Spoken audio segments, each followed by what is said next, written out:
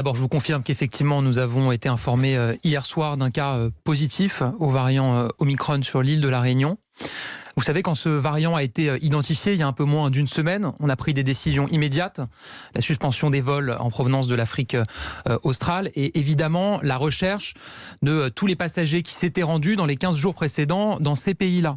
Et c'est dans ce contexte-là que ce passager, ce monsieur a été identifié puisqu'il avait séjourné au Mozambique du 14 au 19 novembre et il était retourné à La Réunion le 21 novembre. Et donc il a été testé positif.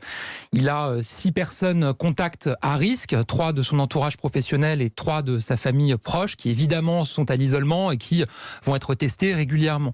On a donc une vigilance absolue. On attend d'autres résultats de cas possibles, y compris dans l'Hexagone, dans les prochaines heures. À ce stade, je n'ai pas d'autres informations à vous donner sur des séquençages positifs.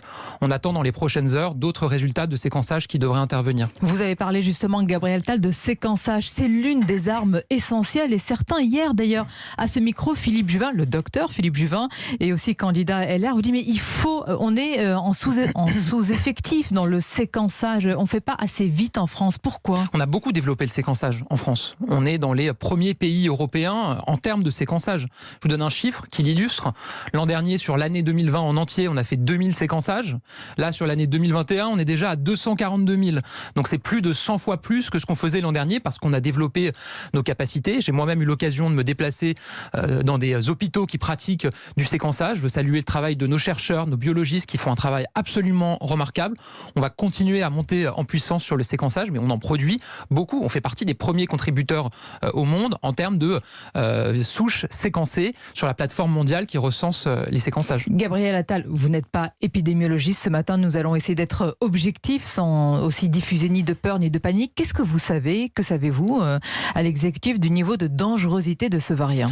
On sait ce que nous disent les scientifiques. Qu'est-ce qu'ils nous disent d'abord, qui semble établi, c'est que cette souche, ce variant, semble au moins aussi contagieux que le variant Delta, si ce n'est plus contagieux que le variant Delta, puisqu'il a pris le pas sur le variant Delta dans plusieurs régions sud-africaines, et donc il semble être très contagieux. Ça, c'est ce qu'on sait, ce qu'on semble savoir.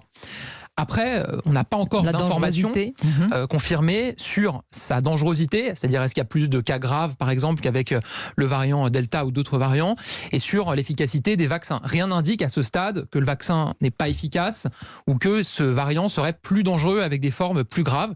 Il y a des tests qui sont menés par des scientifiques, par des laboratoires. À ce stade, ce qu'on sait encore une fois, c'est la contagiosité. Il y a eu d'ailleurs une alerte de l'OMS, l'Organisation mondiale de la santé, hier, qui indiquait qu'il y avait un risque très élevé qu'il se propage au niveau mondial. Qu'attendez-vous alors, disent certains, pour fermer les frontières ? Si les scientifiques ont besoin de 2 à 3 semaines pour mieux identifier ce variant, pourquoi ne pas se prémunir au maximum dès aujourd'hui ? Je vous l'ai dit, on a pris des mesures de protection dès le départ. Sont-elles suffisantes ? En suspendant les vols de l'ensemble des pays de l'Afrique australe où ce variant pouvait circuler. Et évidemment, qu'on prendra toujours les mesures qui permettent de protéger les Français et de ralentir la diffusion de ce variant. Voilà, donc on travaille sur ce sujet-là. Donc vous n'excluez pas une fermeture de frontières. Certains disent que ça ne sert absolument à rien. Vous dites non, on se garde quand même cela dans notre panoplie. Non, il n'est pas prévu de fermer les frontières. En revanche, on peut avoir des mesures pour renforcer encore notre capacité à tester aux frontières. Tout ça fait partie des choses qui sont regardées. On avait renforcé un certain nombre de mesures, notamment avec des pays. Mais pourquoi ne pas le faire tout de suite ? Notamment avec des pays où le virus circule beaucoup, et y compris des pays européens. Et donc on continue à le faire. On a pris encore une fois cette mesure de précaution qui est une mesure forte quand même, c'est de suspendre l'intégralité des vols avec les pays où ce variant circule.